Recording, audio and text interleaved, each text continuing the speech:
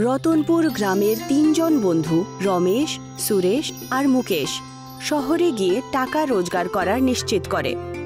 রমেশ, সুরেশ আর মুকেশ ছোট্টবেলা থেকেই বন্ধু ছিল আর তিনজনের মধ্যে অনেক ভালোবাসা ছিল। রতনপুর গ্রামে তারা চাকরি খুঁজে পায় না, তাই তারা তিনজন শহরের দিকে রওনা দেয়। 4 দিন ধরে অবিরাম বৃষ্টি হচ্ছে, তার জন্য অনেক লোকের অনেক ক্ষতি হয়ে গেছে। আমার কাছে যে বাঁচা কোচা টাকা ছিল সেগুলো সব খরচ হয়ে গেছে। শহরে গিয়ে নতুন কোনো কাজ পেলে তবেই পরিবার চলবে। হ্যাঁ ভাই, আমারও সেই একই অবস্থা। ওই বৃষ্টি তো আমার সব জমি জায়গা নষ্ট করে দিয়েছে। এখন বাড়িতে খাবারেরও কিছু নেই। বৃষ্টিতে তো আমার অর্ধেক ঘর ভেঙে গেছে। আমার মা বাবা তো অপেক্ষা করছে যে আমি শহরে গিয়ে কিছু টাকা ইনকাম করে নিয়ে আসবো, তা দিয়ে ঘরটা তৈরি হবে। ওরা তিনজন হাঁটতে হাঁটতে একটা নদীর সামনে পৌঁছায়। সেই নদীর ওপরে একটা পুল ছিল, কিন্তু বৃষ্টি বেশি হওয়ার কারণে ওই পুলটা ভেঙে গেছিল। আরে ভাই, এই পুলটা তো ভেঙে গেছে। শহর তো নদীর ওই পাশে, আমরা নদী পার করব কি করে? হ্যাঁ, এখানে তো কোনো নৌকাও দেখছি না। আমাদের তো শহরে যাওয়াটা খুবই জরুরি। এবার আমরা কি করব? আমাদের কি সাঁতরে ওপারে যেতে হবে নাকি? আমি তো আর কোনো রাস্তাও দেখতে পাচ্ছি না। মনে হচ্ছে আমাদের সাঁতার কেটে ওপারে যেতে হবে, কিন্তু বৃষ্টির কারণে নদীতে জলও অনেক বেশি, সেই জন্য আমাদের সাবধানে যেতে হবে। রমেশ, সুরেশ আর মুকেশ ওই নদীতে ঝাঁপিয়ে পড়ে। নদীতে জল অনেক বেশি ছিল, কিন্তু তারা কোনো রকমে সাঁতার কেটে নদী পার করে আর পৌঁছে যায়। এত প্রাণের ঝুঁকি নিয়েও ওরা অন্য পারে পৌঁছেই যায়। ওখানে পৌঁছানোর পর সুরেশের হাতে একটা চিরাগ ছিল। সুরেশ, তোর হাতে এটা কি বলতো? তুই কি নদীতে পেয়েছিস নাকি? হ্যাঁ ভাই, আমি সাঁতার কাটার সময় এটা পেয়েছি, তখন আমি তুলে নিলাম। দেখতে তো এটা প্রদীপের মতোই মনে হচ্ছে। এটা বিক্রি করে কি টাকা ইনকাম করতে পারি? এটা তো আলাউদ্দিনের আশ্চর্য প্রদীপ মনে হচ্ছে। সুরেশ, একবার ঘষে দেখ ভাই, হয়তো ওর থেকে জিন বেরিয়ে আসবে। সুরেশ ওই চিরাগের ওপর ঘষতে শুরু করে আর তার ভেতর থেকে সত্যি একটা জিন বাইরে চলে আসে, যাকে দেখে সুরেশ, মুকেশ আর রমেশ খুব অবাক হয়ে যায়। যে আমাকে বাইরে বের করেছে তার মঙ্গল হোক। এতদিন ধরে ওই নদীতে আমার খুব কষ্ট হয়েছিল, কিন্তু বাইরে আসার পর খুব ভালো লাগছে আমার। বলো আমার প্রভু, আপনার জন্য কি করতে পারি? সুরেশ, মুকেশ আর রমেশ একে অপরের দিকে তাকায় আর তারপর জিনের দিকে অবিশ্বাসী চোখে দেখতে শুরু করে। আরে, আপনারা তো আমার দিকে তাকিয়েই রইলেন, কিছু বলবেন তো? হুকুম করুন, আপনার হুকুম আমি পালন করব। তুমি আমাদের জন্য কি কি করতে পারবে? যা আপনি বলবেন সব কিছু। আর একটা কথা, কোনো খারাপ কাজ আমি করি না। আমরা সবাই শহরে কি টাকা ইনকাম করতে চাই, তুমি কি তাতে আমাকে সাহায্য করবে? হ্যাঁ, অবশ্যই করব। আমি টাকা রোজগারের জন্য আপনাদের সাহায্য করতে পারি। আচ্ছা, কিন্তু কিভাবে? আপনারা তিনজন শহরে গিয়ে হোটেল খোলো একটা। আমি জাদুই তন্দুরি রুটি বানাতে পারি। হোটেলে আমি জাদুই তন্দুরি রুটি বানাবো আর আপনারা তিনজন সেটা বিক্রি করবেন। তারপর দেখবেন আপনাদের কাছে টাকা ভরে যাবে। কিন্তু আমরা হোটেল খুলবো কি করে? আমাদের কাছে তো অত টাকা নেই। আমাদের হয়তো ধার নিতে হবে, তারপর আমাদের কাছে যখন টাকা আসবে তখন ধার শোধ করে দেব। রমেশ, সুরেশ আর মুকেশ জিনকে নিয়ে শহরে পৌঁছে যায়। ওখানে ঋণে টাকা নিয়ে একটা হোটেল খুলে দেয়। সেই হোটেলের নাম রাখা হয় জিনখানা, আর তার স্পেশালিটি ছিল তন্দুরি রুটি। জিন যেই তন্দুরি রুটি বানাতো সেটা খুবই সুস্বাদু হতো আর লোকেরা খুব মন ভরে খেত। কিছুদিনের মধ্যেই ওই হোটেল খুব ফেমাস হয়ে যায় আর তাদের ভালো আমদানিও হতে শুরু করে। তাদের হোটেলে তন্দুরি রুটি খাওয়ার জন্য লোকেরা ভিড় জমিয়ে দাঁড়িয়ে থাকতো। জিন, তুমি তো আমাদের জীবন বদলে দিলে। তোমার জাদুর তন্দুরি রুটি লোকে তো খুব পছন্দ করছে। তন্দুরি রুটিতে একেবারে আলাদা জাদু। তোমার এই উপকার আমরা কোনো দিন ভুলবো না। তুমি কি এই তন্দুরি রুটির রাজ আমাদের বলতে পারবে? হে আমার প্রভু, এটা আমাদের জিন লোকেদের সিক্রেট রেসিপি।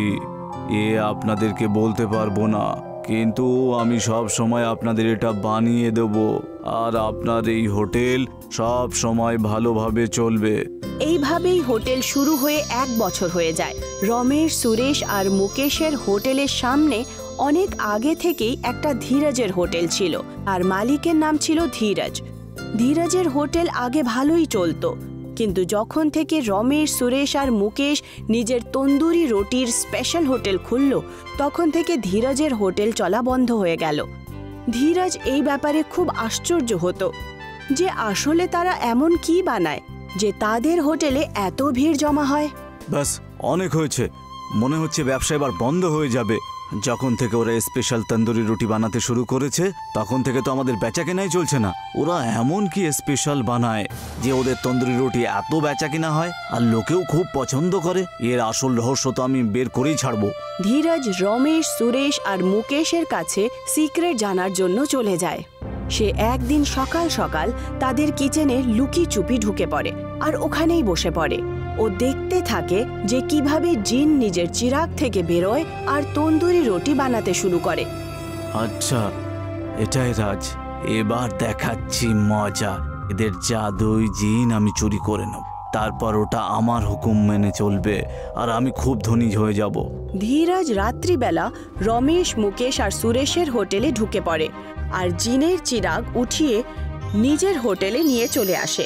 ধীরজ চিরাগে জোরে জোরে ঘষতে শুরু করে আর তার থেকে জিন বেরোনোর পরিবর্তে আগুন বেরিয়ে আসে আর তার হোটেল পুড়তে শুরু করে দেয়। ধীরজ খুব ভয় পেয়ে যায়।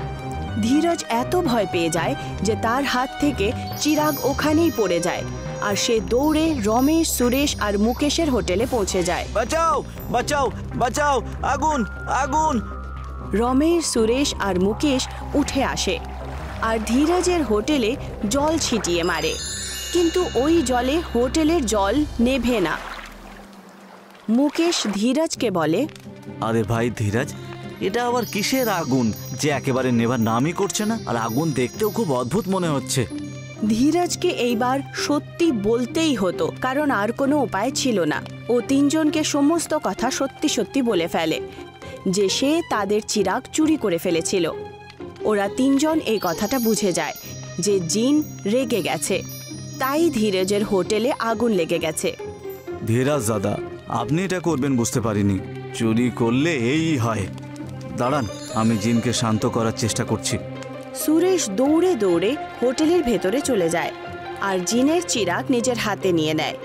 তারপর সে ওই চিরাগ নিয়ে তাড়াতাড়ি বাইরে চলে আসে আর জিনকে মানাতে শুরু করে আর শান্ত হতে বলে। সুরেশের কথা শুনে জিন শান্ত হয়ে যায় আর ধীরজের হোটেলের আগুন বুঝে যায়। জিন আবার চিরাগের ভেতরে ফেরত চলে যায় আর ওই চিরাগকে সুরেশ নিয়ে নিজের হোটেলে রেখে দেয়।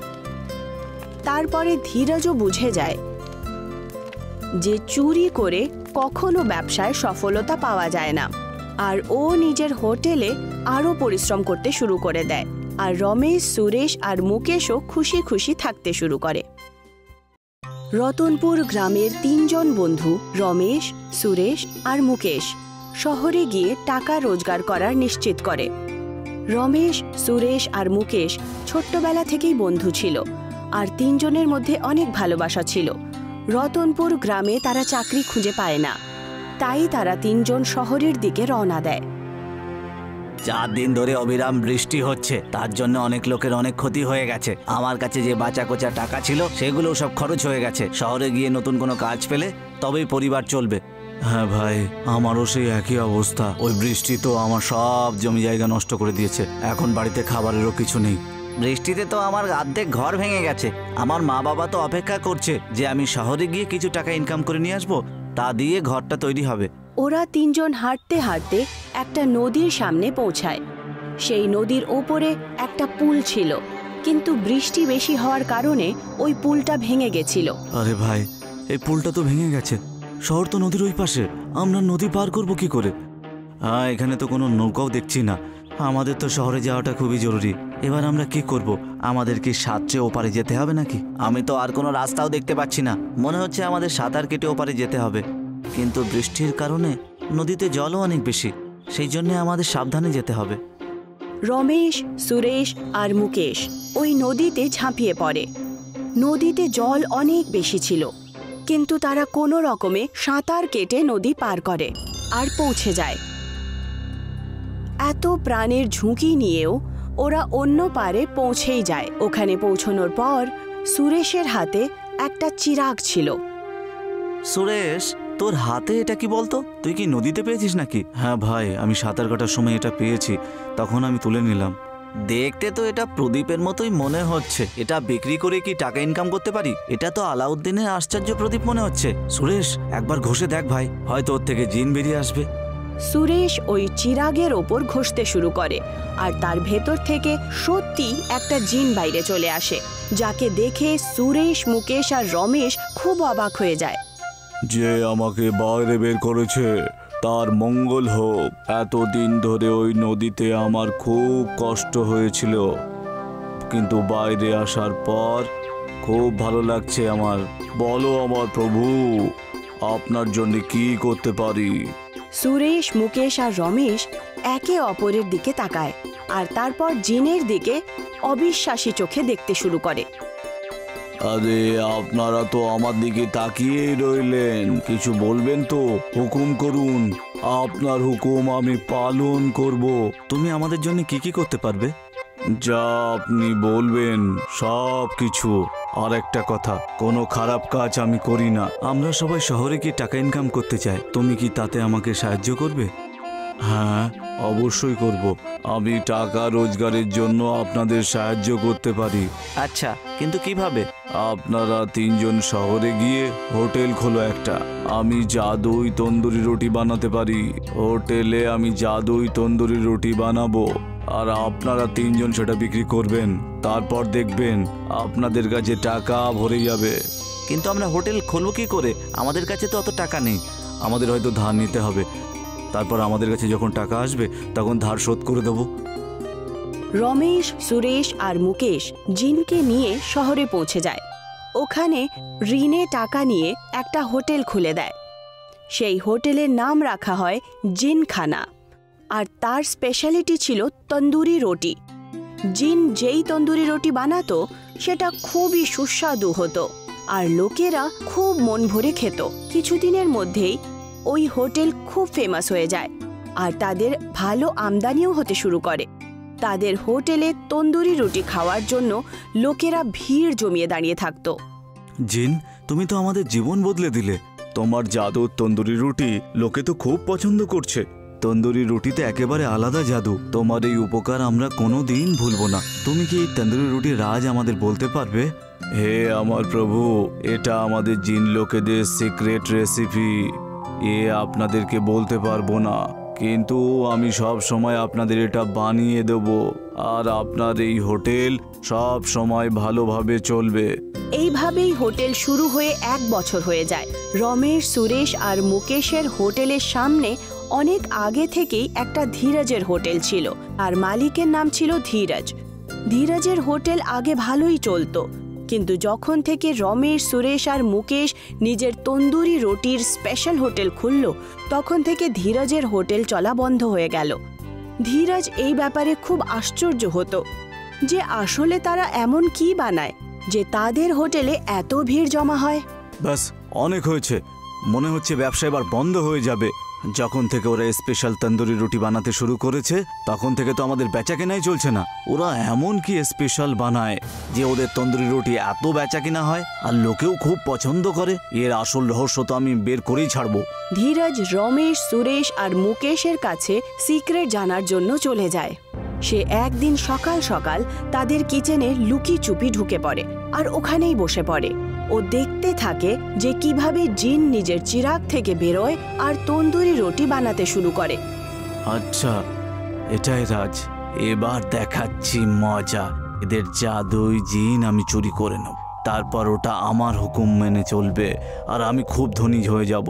ধীরজ রাত্রিবেলা রমেশ, মুকেশ আর সুরেশের হোটেলে ঢুকে পড়ে আর জিনের চিরাগ উঠিয়ে নিজের হোটেলে নিয়ে চলে আসে। ধীরজ চিরাগে জোরে জোরে ঘষতে শুরু করে আর তার থেকে জিন বেরোনোর পরিবর্তে আগুন বেরিয়ে আসে আর তার হোটেল পুড়তে শুরু করে দেয়।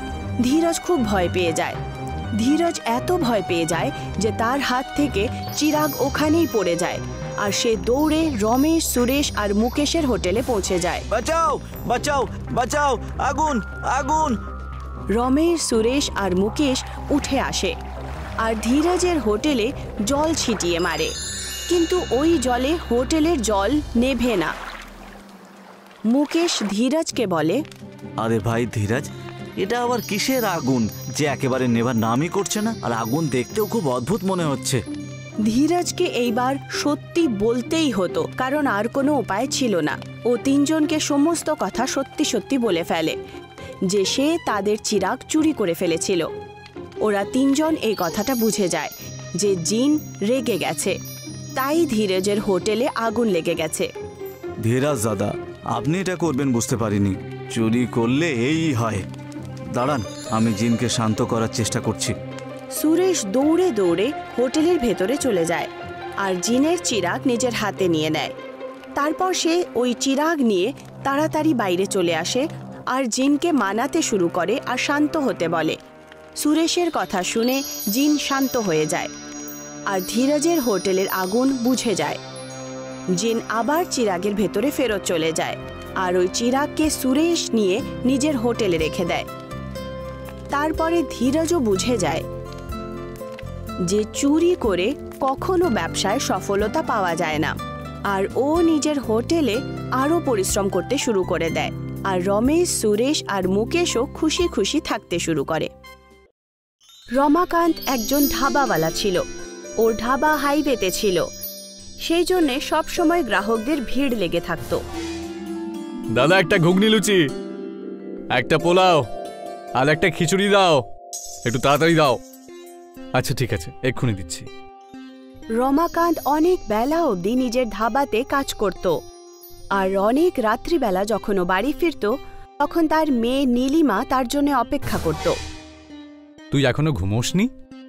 আজ অবধি কখনো এরকম হয়নি যে তোমাকে খাবার না খাইয়ে আমি ঘুমিয়ে পড়ি। এখন অবধি তো নয়, কিন্তু এর পরে তো হতে পারে। আর এরকম কেন বলো? কারণ আমি তোর বিয়ের জন্য একটা সম্বন্ধ দেখেছি। না বাবা, আমি বিয়ে করতে চাই না এখন। সব মেয়েরাই এরকমটাই বলে, কিন্তু নিজের শ্বশুর বাড়ি যাওয়ার পর নিজের বাবা মাকেই ভুলে যায় হয়তো, কিন্তু আমি ওই মেয়েদের মতো নই। বাবা, তুমি কি এমন কোনো ছেলে খুঁজতে পারবে না যে আমাদের সাথে এসেই থাকবে? ঘর জামাই চাই তোমার মেয়ের। মা, মেয়েরা তো বিয়ে করে অন্য বাড়িতে যাবে, এটাই তো সংসারের নিয়ম, আর এটাই সঠিক। মানে তুমি আমাকে নিজের থেকে দূরে সরিয়ে দিতে চাও?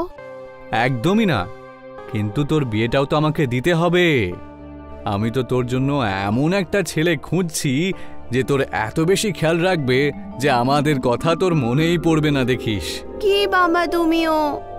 আরে তোমাদের দুজনের হয়ে গেলে গিয়ে খাবার খেয়ে নাও, অনেক রাত হয়ে গেছে। আচ্ছা ঠিক আছে।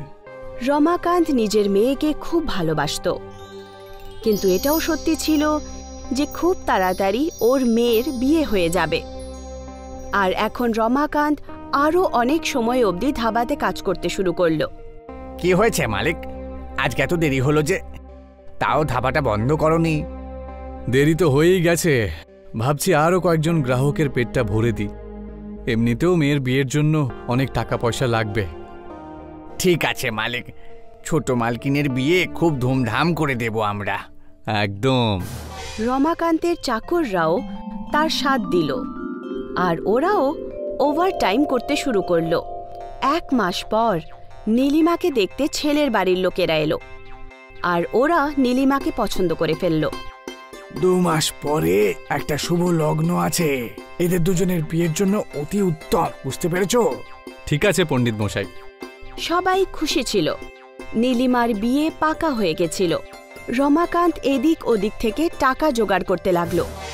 ও এটা চাইতো না যে তার মেয়ের বিয়েতে কোনো রকমের কমি থাকুক, কিন্তু একদিন যখন ও তাড়াহুড়োয় হাইওয়ে রোড ক্রস করছিল তখনই একটা ট্রাক এসে ওকে ধাক্কা মেরে দেয় আর ও ওখানেই মরে যায়।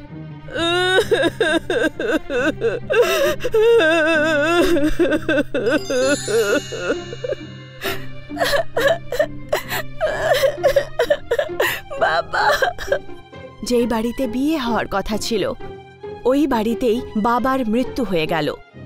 সরিতা আর নীলিমার জীবন একদম শেষ হয়ে গেল। কিছুদিন পর কিশোর রমাকান্তের বাড়িতে এলেন। বৌদি, রমাকান্ত দাদা আমার কাছ থেকে 2 লক্ষ টাকা ধার নিয়েছিল, বলেছিল যে মেয়ের বিয়ের পরে আমি টাকাটা শোধ দিয়ে দেব, কিন্তু এখন তো সে আর বেঁচে নেই। তাহলে আমার টাকা কে শোধ দেবে? উনি আমাকে এই ব্যাপারে কিছুই বলেননি দাদা। সেসব আমি জানি না। এখন এটা বলো যে আমার টাকা কে শোধ দেবে? আমি ফেরত দেব। আমার বাবার সমস্ত ঋণ আমিই চোকাবো। আপনি ব্যাস আমাকে 6 মাসের সময় দিয়ে দিন। ঠিক আছে মা, আমি 6 মাস পর আবার ফিরে আসব। তখন কিন্তু আমার টাকা চাই, বলে দিলাম। সরিতা নিজের মাথা ধরে কাঁদতে শুরু করলো।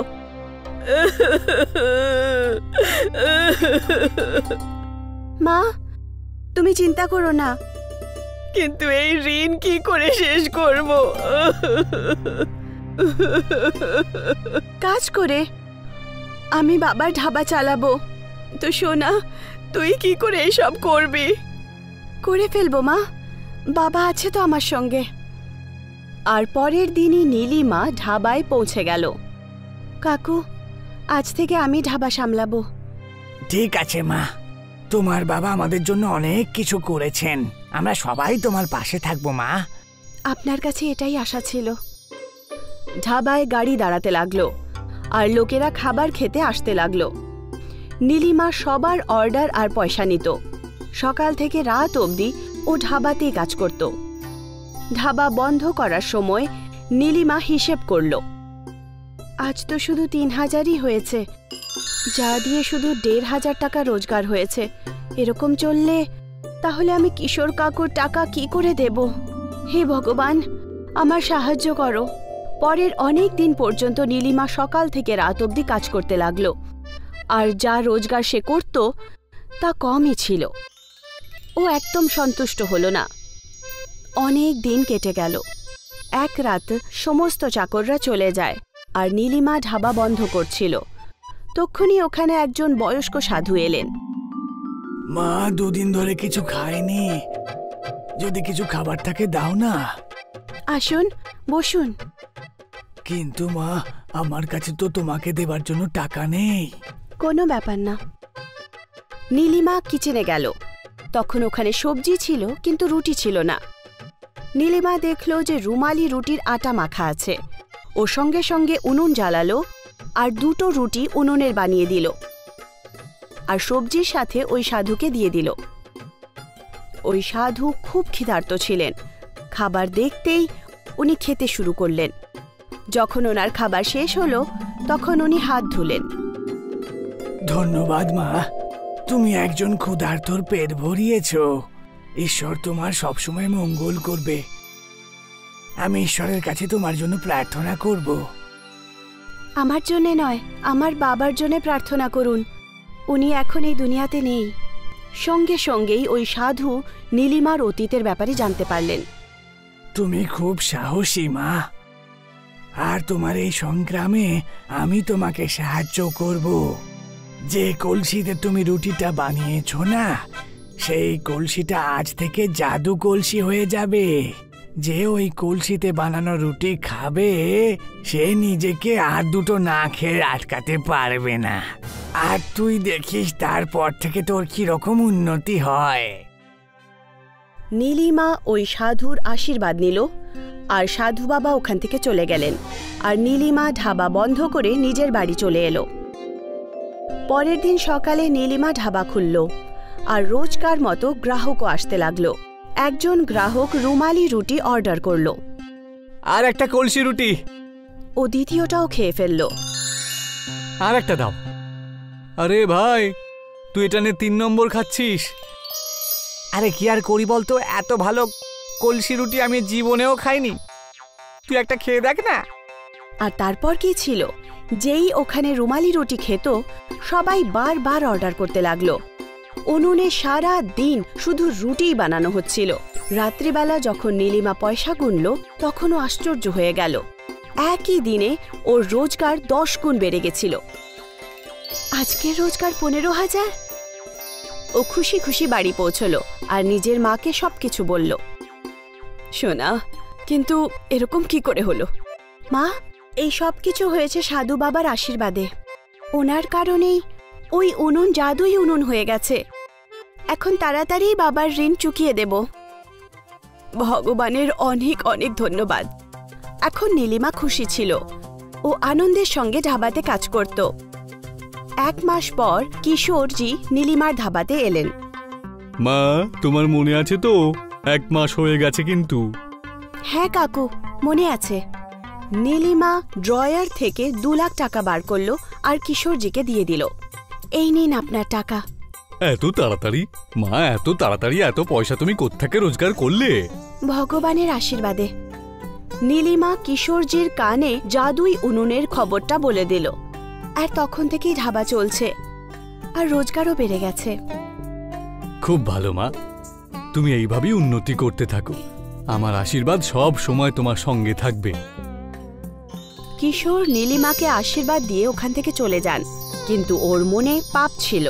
রাত্রিবেলা যখন ধাবা বন্ধ হলো তখন কিশোর ওই জাদুই উনুন চুরি করার জন্য সেখানে এলো, কিন্তু যখনই ও মটকায় হাত দিল তখনই মটকা গরম হতে লাগলো, আর ওটা এত গরম হয়ে গেল যে সেটা লাল হয়ে গেল আর কিশোরের হাত পুড়ে গেল। আমার হাত, আমার হাতটা। কিশোর নিজের লোভের শাস্তি পেয়ে গেল। ও সেই জাদুই উনুন থেকে মটকাও চুরি করতে পারল না, আর ওর 2টো হাতও পুড়ে গেল। তাই তো বলে, লোভে পাপ, পাপে মৃত্যু।